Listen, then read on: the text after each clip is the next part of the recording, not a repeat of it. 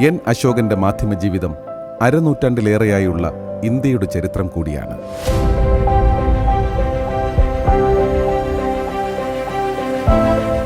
ആയിരത്തി 1969 കോഴിക്കോട് മാതൃഭൂമിയിൽ അശോകൻ തന്റെ മാധ്യമജീവിതം ആരംഭിക്കുന്നത്.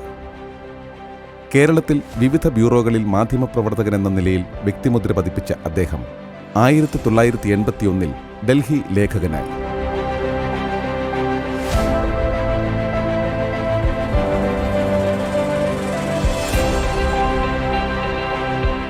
ഇന്ദിരാഗാന്ധിയുടെ വധവും തുടർന്ന് നടന്ന കലാപവും, ബാബറി മസ്ജിദിന്റെ തകർച്ച, ഗുജറാത്ത് കലാപം തുടങ്ങിയ ചരിത്രപ്രധാനമായ സംഭവങ്ങളൊക്കെ അദ്ദേഹം മാതൃഭൂമിക്ക് വേണ്ടി റിപ്പോർട്ട് ചെയ്തു.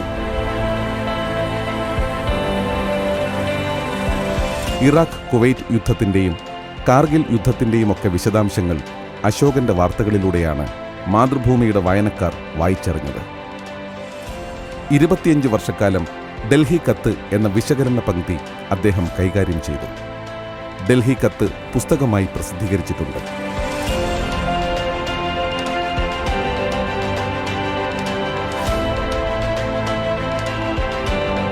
1997 ന്യൂയോർക്കിൽ നടന്ന എർത്ത് സമ്മിറ്റ്, ഐക്യരാഷ്ട്ര പൊതുസഭ എന്നിവ റിപ്പോർട്ട് ചെയ്തു. പ്രധാനമന്ത്രിക്കും രാഷ്ട്രപതിക്കുമൊപ്പം നിരവധി രാജ്യങ്ങളിൽ പര്യടനം നടത്തി.